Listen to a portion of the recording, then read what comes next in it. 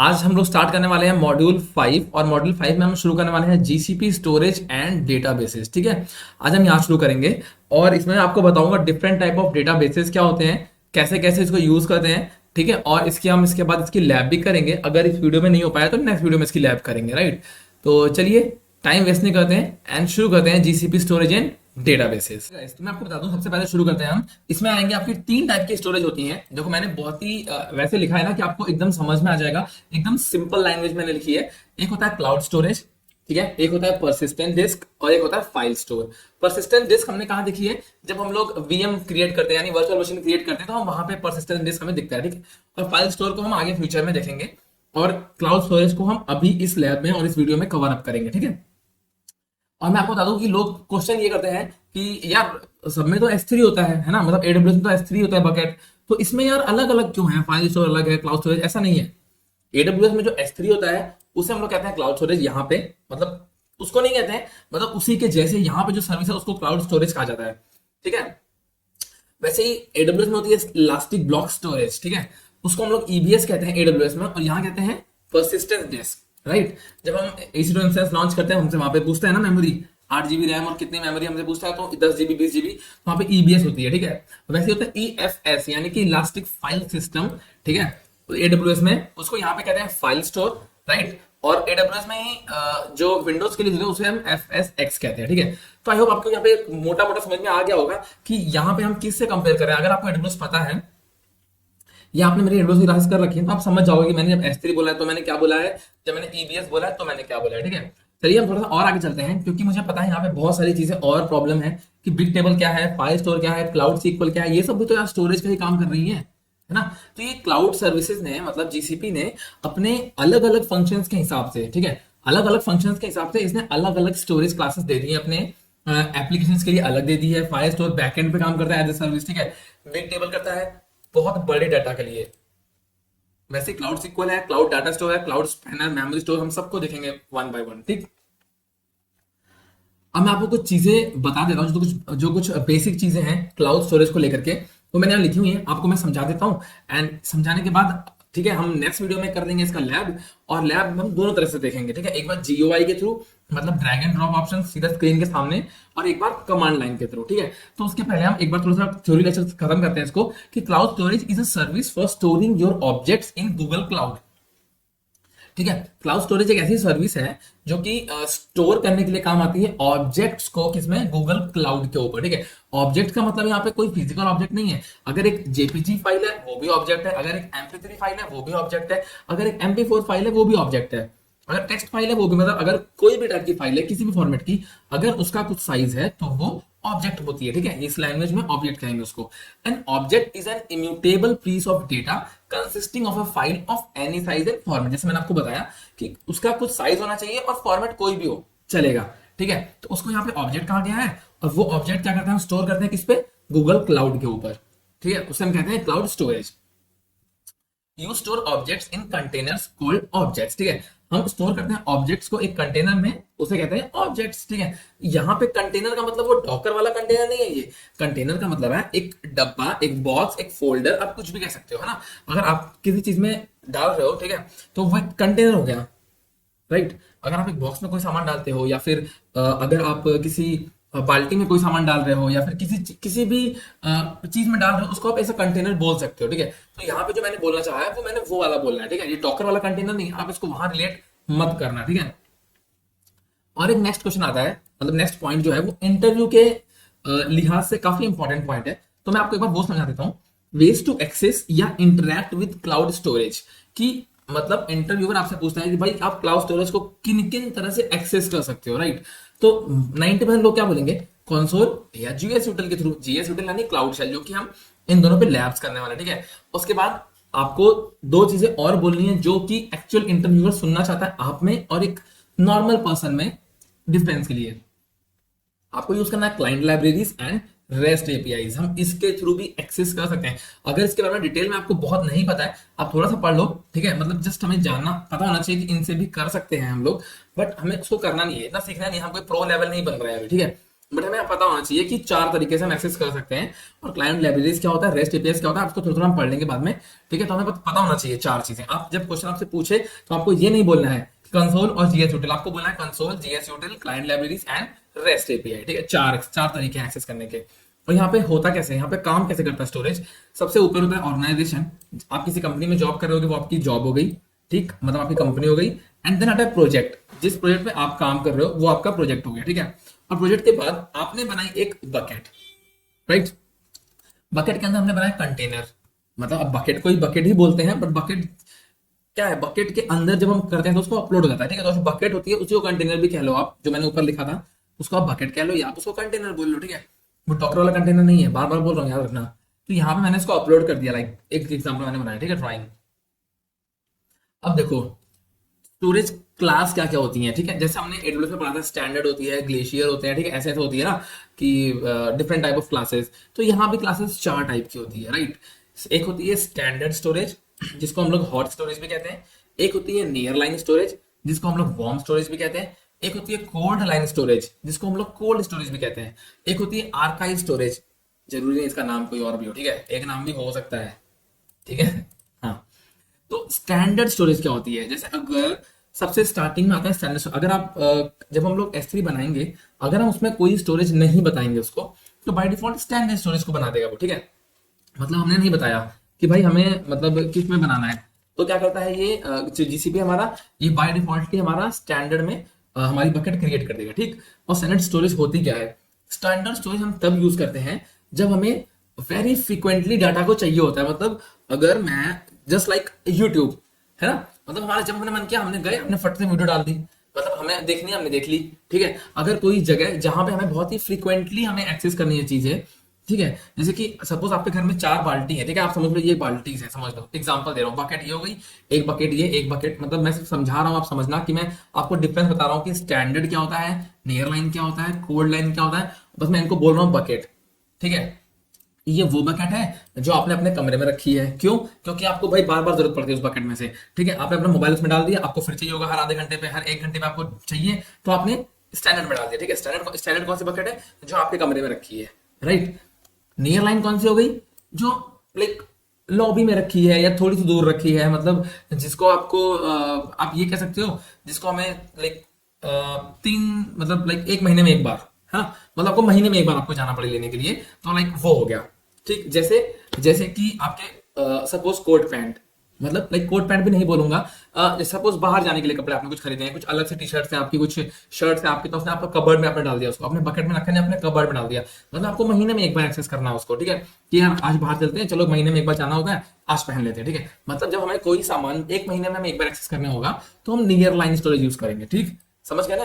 और जब हम कोड लाइन तब करते हैं, सपोज करो 3 महीने में एक बार, जैसे शादी, सपोज हमें शादी में जाना है, तो वो कपड़े हम कहाँ रखेंगे, कोड लाइन में, है ना, जहां पे हमें 3 महीने में चाहिए होते हैं, लगभग लगभग 3 महीने, तो हम वो कोड लाइन स्टोरेज यूज करते हैं। ठीक है, आर्काइव क्या होता है, archive is just a kind of thing कि बहुत मोटी जैकेट, सपोज बहुत मोटी जैकेट हमें साल में एक बार पहननी पड़ सकती है, जब हमें कहीं ट्रैवल करना है बाइक पे, ठंडियां आ गई हैं और बहुत ठंडी लग रही है, तो यार आज वो जैकेट निकालते हैं, या फिर आप कह दो रेनकोट, साल में एक बार या 2 बार इंसान यूज करता है, तो उसको हम आर्काइव स्टोरेज, मतलब जो चीज हम जितना कम एक्सेस करेंगे उसको हम इसी वे में रखेंगे। सबसे ज्यादा एक्सेस करने के लिए होगा तो स्टैंडर्ड, उससे 1 महीने के अंदर होगा तो नियर लाइन, 3 महीने के अंदर होगा तो कोड लाइन, और 3 महीने से 1 साल के अंदर होगा तो स्टोरेज।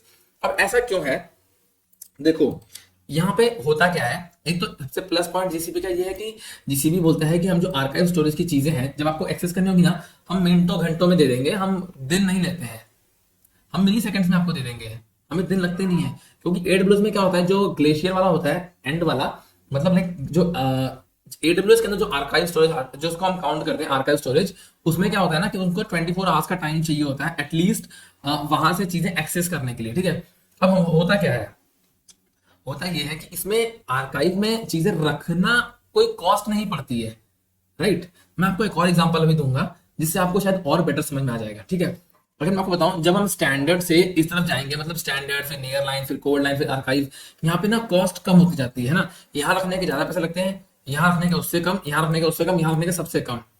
तो भाई हम आर्काइव में रखते हैं ना, अगर ये भी तो हमें मिली सेकंड में दे रहा है, ठीक, ऐसा भी तो आप सोच सकते हो ना, जब रखने के पैसे यहाँ कम पड़ रहे हैं तो हम इसी में रखते हैं, क्योंकि ये भी तो बोल रहे हैं कि हम सेकंडों में आपको डाटा दे देंगे, अगर आप आर्काइव में रखोगे तो भी हम आपको सेकंडों में डाटा दे देंगे। बट यहाँ पे एक पॉइंट है, वो ये है कि भाई ये कहता है कि भाई यहाँ पे रखने का तो कम पैसा है, बट आप यहाँ से एक्सेस करोगे तो हम ज्यादा पैसे लेंगे। यहाँ पे आपको रखने का पैसा है पर यहाँ पे एक्सेस फ्री है, आप जितनी बार चाहे उतनी बार यहाँ से निकाल सकते हो, डाल सकते हो, ठीक है। बट यहाँ पे अगर आप रखोगे तो यहाँ से आपको लेने में बहुत पैसे पड़ेंगे, लेने देने में रखने का पैसे कम पड़ेंगे, बट उसको एक्सेस करने में ज्यादा ज्यादा खर्चा आएगा, ठीक। तो जो मैं आपको बोला, यहाँ से कॉस्ट इसकी कम होती जाती है इस तरफ बढ़ते टाइम, और डेटा रिट्रीवल का टाइम बढ़ता है। मतलब यहाँ पे क्या है, आपने कमरे में रखी थी, आपने फट से यूज कर ली। यहाँ क्या है, आपने कवर्ड में रखी है, आपने फट से यूज कर ली, लाइक थोड़ा सा डिले हुआ, अब उठ के कमरे तक गए और कबर्ड खोला, निकल गया, ठीक है। कोड लाइन हो गया, आपने कबर्ड में रखी है, मान लो कि कबर्ड मतलब आपके बॉक्स के अंदर, किसी बॉक्स के अंदर रखी है, कबर्ड में भी नहीं है, बॉक्स के अंदर आप गए, आपने बॉक्स खोला, फिर ढूंढा, फिर निकाला, है ना, 3 महीने में एक बार। और ये हो गया आपके स्टोर रूम के अंदर, बॉक्स के अंदर रखी है, कि स्टोर रूम में जाना पड़ेगा, बॉक्स निकालना पड़ेगा, बॉक्स खोलना पड़ेगा, तो मतलब टाइम आप समझ रहे हो, बाल्टी के अंदर का टाइम फट से निकल गया, कबर्ड का थोड़ा ज्यादा लगा, बॉक्स के अंदर थोड़ा और ज्यादा लगा, स्टोर के अंदर, बॉक्स के अंदर जाके और टाइम लग गया। आई होप आप समझ गए होगे, काफी हद तक मैंने कोशिश करी है। इसी तरीके से एक एग्जांपल है शॉप का, सेल्स का। सपोज करो मेरी दुकान है, ठीक है, और मैं एक्सेल फाइल बना रहा हूँ, ठीक है, तो मुझे डेली बेसिस पे एक्सेल फाइल चाहिए होती है, तो मैं उसको स्टैंडर्ड स्टोरेज में रखता हूँ कि मुझे भाई डेली उस पर रिकॉर्ड चलाना होता है, ठीक। और क्या होता है कि मैंने इस महीने की स्टैंडर्ड रखी है कि इस महीने का मुझे बार बार चाहिए, अपडेट करते रहना है। 1 महीना हो गया, अब मैंने उसको इसमें डाल दी, नियर लाइन में। क्यों भाई, पिछले महीने की मैं बार बार नहीं देखूंगा ना, मैं तो इस महीने पे काम करता हूँ। हाँ, अगर जरूरत पड़ी तो मैं पिछले महीने की यूज कर सकता हूँ एक बार, कि सपोज 31 मार्च आ गई है, मैं इसको, लाइक इट्स नॉट 31 मार्च, अगर समझो 30 जून भी चल रहा है, ठीक है, तो मैं सोचा एग्जांपल दे रहा हूँ सिर्फ कि भाई इसका एक्सेल काम खत्म हो गया, मैं देख रहा हूँ कि इस वजह से कितना मेरा इस बार प्रॉफिट हुआ, लॉस हुआ, तो मैंने एक बार उठा के देख लिया इसको, तो महीने में एक बार खोल लिया इसको, ठीक है, पुरानी वाली को। अब क्या हुआ, अब जो पुराने वाली थी पिछले महीने की, वो यहाँ थी, अब वो उठ के यहाँ आ जाएगी, ठीक। क्यों, अब ये और कम हो गई, जो मार्च की थी या जून की थी वो यहाँ आ जाएगी, इसको उठा के यहाँ कर दूंगा और यहाँ पे मैं इस महीने की देखूंगा, ठीक है, तो वो आगे बढ़ गया। तो मुझे अगर जरूरत पड़ी तो मैं इस वाले को कंपेयर कर लूंगा, और बहुत जरूरत पड़ी 1-2 महीने बाद तो मैं इसको कंपेयर कर लूंगा, ठीक।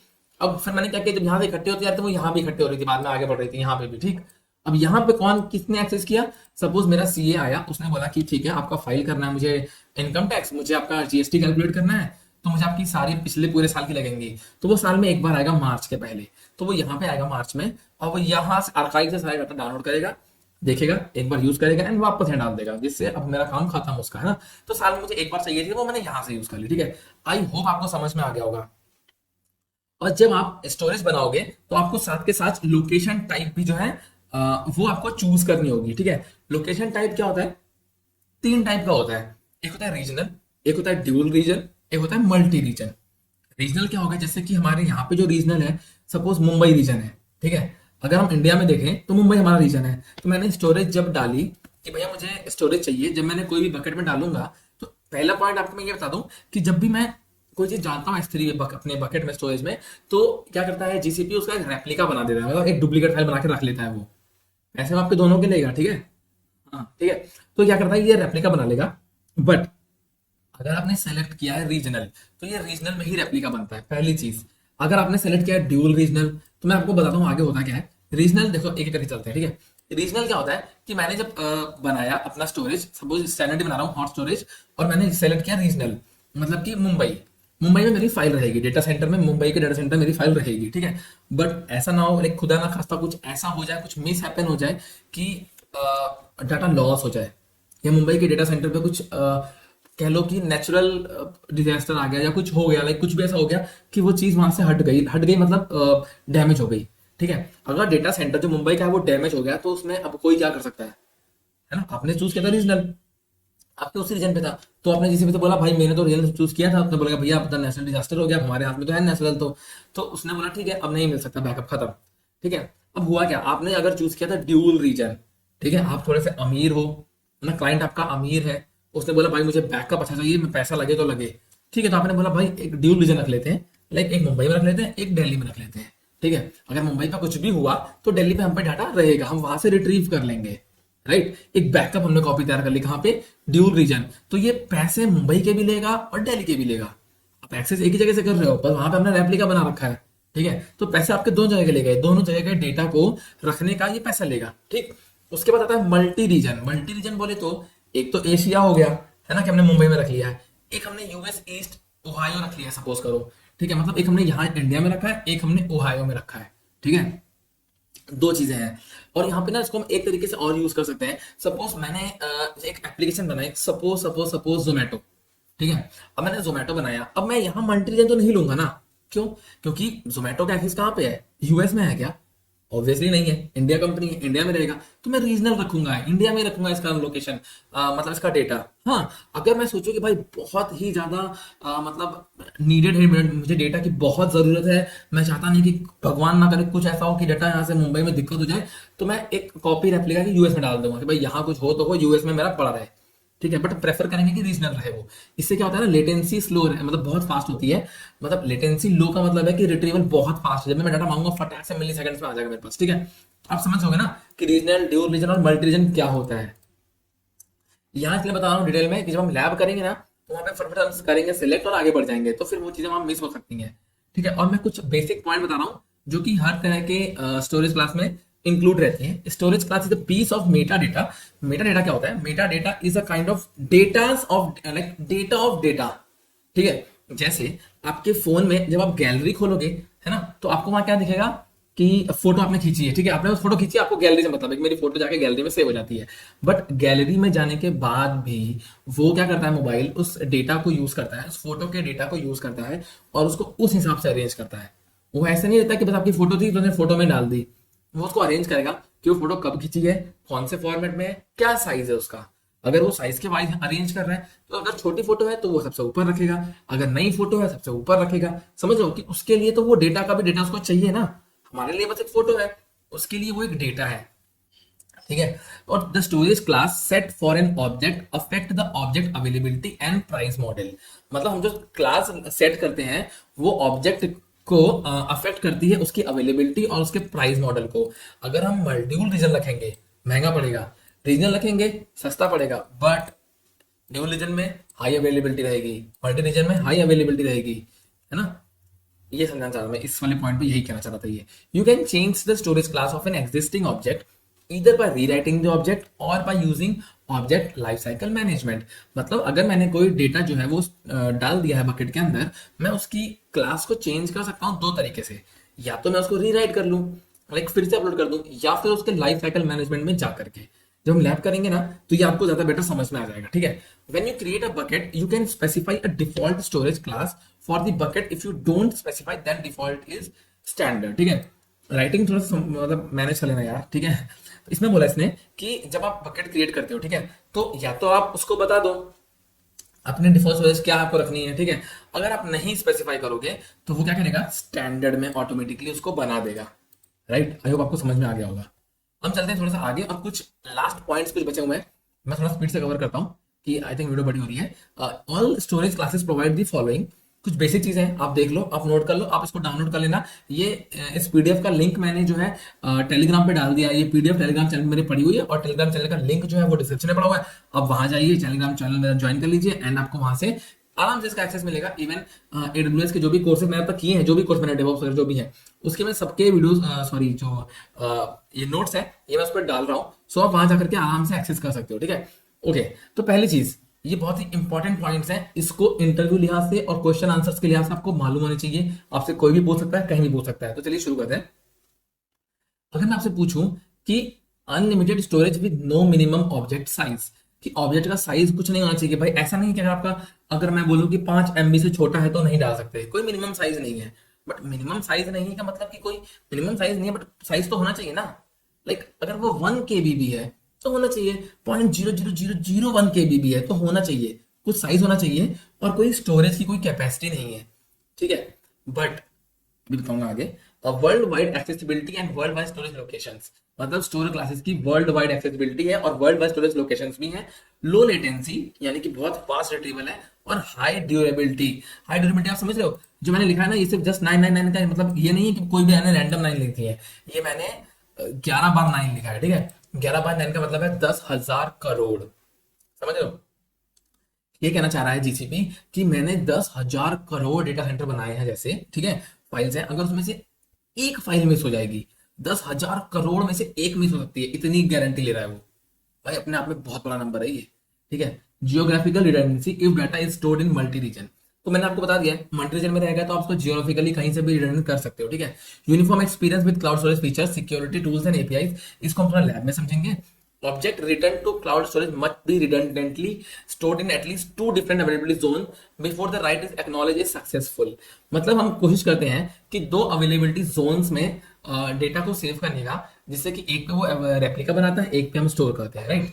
Maximum size of an object stored in cloud bucket should be 5 terabyte. मतलब बकेट का कोई साइज नहीं है, बकेट का कोई साइज नहीं है, मतलब आप भरते जाओ भरते जाओ भरते जाओ। जैसे मैं आपसे बोलूं कि मेरे पास एक बोरी है, ठीक है, इस बोरी में आपको ना सपोज क्या भरना है, सपोज आपको कद्दू भरना है, एग्जांपल दे रहा हूं, आपको कद्दू भरना है इस बोरी के अंदर। तो बोरी कितनी भी बड़ी हो सकती है, ठीक है, बट जो कद्दू है, वो एक कद्दू जो है वो 5 टेराबाइट से ऊपर नहीं होना चाहिए। मतलब उसका साइज जो है वो 5 टेराबाइट से ऊपर नहीं होना चाहिए, क्योंकि वो उससे बड़ा नहीं आएगा इसके अंदर, ठीक है। उससे बड़ा मतलब आपको यूज नहीं करना है, बस कद्दू का साइज होना चाहिए 5 टेराबाइट, एग्जाम्पल दे रहा हूँ। तो जो आपका ऑब्जेक्ट है वो 5 टेराबाइट से बड़ा नहीं होना चाहिए। और अब भरते जाओ, भले कितने भर जाओ, आप 5 टेराबाइट के 500 भर दो, आप 5 टेराबाइट के 5 भर दो, उससे फर्क नहीं पड़ता, बट 5 टेराबाइट से ऊपर नहीं होना चाहिए, उससे नीचे रहना चाहिए, ठीक है। देयर इज 100 ACL लिमिट पर ऑब्जेक्ट, ठीक है। ACL लिमिट क्या है ये मैं आपको नीचे बताऊंगा। अब multiple upload can have up to 10,000 port and individual port has maximum limit of 5 GB। मतलब अगर कोई बहुत बड़ी फाइल है तो उसको हम टुकड़ों में भेज सकते हैं, ठीक है। जैसे कि सपोज ये 5 TB की नहीं है, हमारी फाइल 10 TB की है, उसे कैसे भेजें भाई? उसने कहा 5 TB की फाइल 10 TB की है, उसको टुकड़ों में भेज दो। तो टुकड़े कितने हो सकते हैं? 10,000 तक हो सकते हैं। और ये जो 5 टेराबाइट है, ये सेम का सेम किस पे है? AWS पे भी है, ठीक। Object assembled from multipart upload are subject to the overall 5 TB size limit, ठीक है। ये मैंने आपको ऑलरेडी बता दिया है। अब मैं आपको बताऊं कि अवेलेबिलिटी स्टैंडर्ड की क्या होता है, क्योंकि ये आपसे क्वेश्चन पूछेगा एग्जामिनर, और इसलिए पूछेगा क्योंकि यहाँ पे ना गेम इसका है, जितना मैंने हाईलाइट किया ये 95, 95 और 90। जैसे आपसे पूछा कि भाई मुझे ये बताओ, जो अवेलेबिलिटी होती है स्टैंडर्ड जोन में, जो SLA है यानी सर्विस लेवल एग्रीमेंट जो करती है जीसीपी, जीसीपी ये कहता है कि सपोज हम एक महीने में जितने घंटे होते हैं, ठीक है, सपोज एक महीने में लाइक एग्जांपल 700 घंटे होते हैं हमारे पास, ठीक है, एग्जांपल दे रहा हूँ यार, थोड़ा सा जोड़ लेना तुम लोग भी, ठीक है, लगभग 700 घंटे होते हैं हमारे पास, ठीक है, एक महीने में। तो जीसीपी ने बोला कि 700 घंटे में से टोटल 1 घंटे का प्रॉब्लम आपको आ सकता है। 1 घंटा मतलब ये नहीं कि अचानक से 15 तारीख को 1 घंटे का बंद हो गया नेटवर्क, ये नहीं है। कभी 2 मिनट का हुआ, कभी 4 मिनट का हुआ, कभी 6 मिनट हुआ, ऐसे करके टोटल 1 घंटा उसने बोला, ठीक है। उसे कहते हैं SLA, ठीक है, सर्विस लेवल एग्रीमेंट। तो अब ये बताओ कि अगर 1 घंटे से ऊपर हुआ तो क्या, तो वो कंपनसेट करते हैं, ठीक है, पहली चीज। दूसरी चीज कि जो स्टैंडर्ड स्टोरेज होती है इसकी मल्टी रीजन में होता है। SLA अवेलेबिलिटी 99.95, आपको तो ये याद करना है, ठीक है, ये याद करना है बस। ये क्या, आप अगर बोलोगे ना 99 होता है, किसी ने पूछा कितना होता है, आपने 99, भाई 99 का मतलब क्या, आप बहुत दूर हो। यहाँ पे देख रहे हो, यहाँ पे 90 कह रहा है, यहाँ पे 95, मतलब ये 0.05 की बात कर रहा है, और आप 99 बोलोगे तो गलत आंसर होगा। हाँ, अगर आप 99.95 या 99.90 बोलते हो ना, तो कंफ्यूजन आपको है चलता है कि चलो ठीक है, तुमने 90 बोला है बट 95 होता है, समझ में आता है। और 99 बोल दोगे तो लाइक कोई मतलब ही नहीं है, ठीक है। तो यहाँ पे देखो ये कह रहा है स्टैंडर्ड स्टोरेज के लिए कि इन दोनों की जो अवेलेबिलिटी है वो 99.95% है, और इसके लिए 99.90, ठीक। और वही नियर लाइन और कोल्ड लाइन की स्टोरेज होती है उसके लिए 99.9 है, ठीक है, और यहाँ पे 99% है, मतलब 0.1% पूरा पूरा कम है, ठीक है। क्योंकि भाई पैसे कम है ना, तो पैसे कम रहेंगे तो कुछ तो कम होगा ना भाई, कुछ तो रहम करो उसके लिए भी, ठीक है। इफ यू लाइक अगर हमने बकेट जो है बना दी है, ठीक है, किसी लोकेशन पे, और प्रोजेक्ट हमने क्रिएट करने के बाद, तो हम उसकी लोकेशन चेंज नहीं कर सकते। ये मैंने यहाँ पे नोट में लिखा है, ठीक है। और भी थोड़ा सा बचा है मेरा, लाइक 2 पन्ने, 1 पन्ना बचा है, सिर्फ 1 पेज बचा है, और उसके बाद यहाँ से हमारा लैब स्टार्ट है। तो लैब हम नेक्स्ट वीडियो में करते हैं, ठीक है। और इसमें मैं आपको दिखाता हूँ जल्दी जल्दी कि क्लाउड स्टोरेज प्राइसिंग के ऊपर बहुत कम लोग बात करते हैं। भाई जब आपके पास क्लाइंट आएगा ना, और आप जॉब पे होगे, तो आपको प्रोवाइड करना होगा उसको सोल्यूशन, प्रॉब्लम लेकर के आएगा। तो प्रॉब्लम उसने बोला कि भाई मेरे पास तो सिर्फ 500 रुपए है, एग्जाम्पल दे रहा हूँ। अब 500 की बात थोड़ी होती है, वहां पे तो करोड़ों में बात होती है, ठीक है, लाखों में बात होती है। तो सपोज एग्जाम्पल दे रहा हूँ, आपका बंदा आया, बोला मेरे पास 500 रुपए है, तो मुझे उस हिसाब से प्लान बताओ। तो आपको भाई प्लान बताने से पहले भी तो 500 के हिसाब से पता होना चाहिए ना कि आप 500 के हिसाब से मैं क्या बता दूं उसको। आपको प्लान तो पता है भाई, आप ये ले लो, आप ये ले लो, बट ये नहीं पता कि भाई 500 के अंदर कौन सा आएगा, ठीक है। तो प्राइसिंग पता होना भी बहुत जरूरी है, ठीक है। थोड़ा हम उसको स्पीड से खत्म कर देंगे। Cloud storage pricing is based on following components.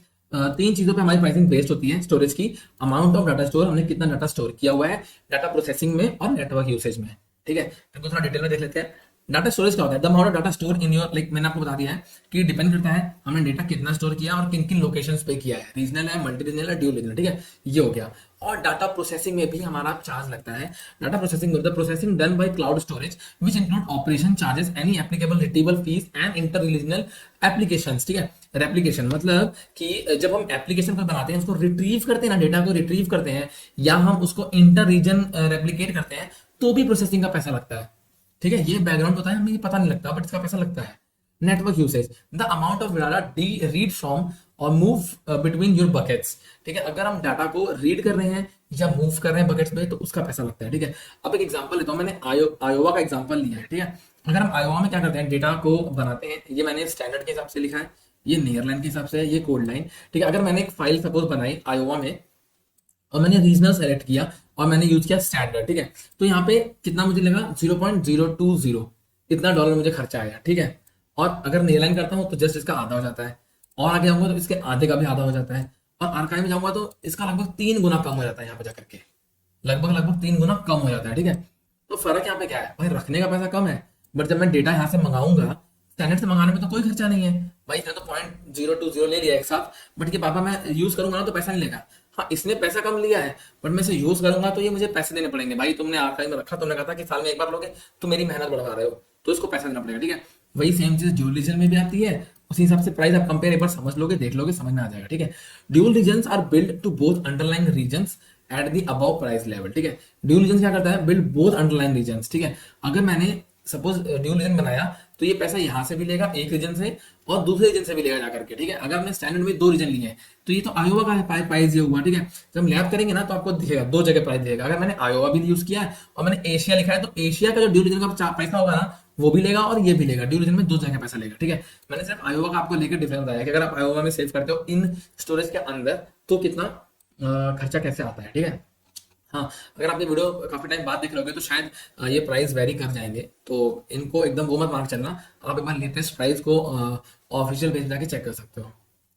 Okay, so turbo application क्या होता है, मैं आपको सिंपल भाषा बता देता हूँ, ये इंग्लिश पढ़ने की जरूरत नहीं है। कि जब टर्बो एप्लीकेशन होता है कि हमें अगर कोई डेटा को रेप्लिकेट करना है, ठीक है, तो हम उसे 15 मिनट में रेप्लिकेट कर सकते हैं। मतलब turbo application is a cloud storage premium feature design to asynchronously replicate newly written cloud storage objects associated with any insert, rewrite, copy, compose operation regardless of object size to a separate region within a target of 15 minute. मतलब अगर आप एक reason से दूसरी reason में आपको data transfer करना है, तो आपको सिर्फ 15 मिनट टाइम चाहिए, और उसे कहते हैं टर्बो रेप्लिकेशन।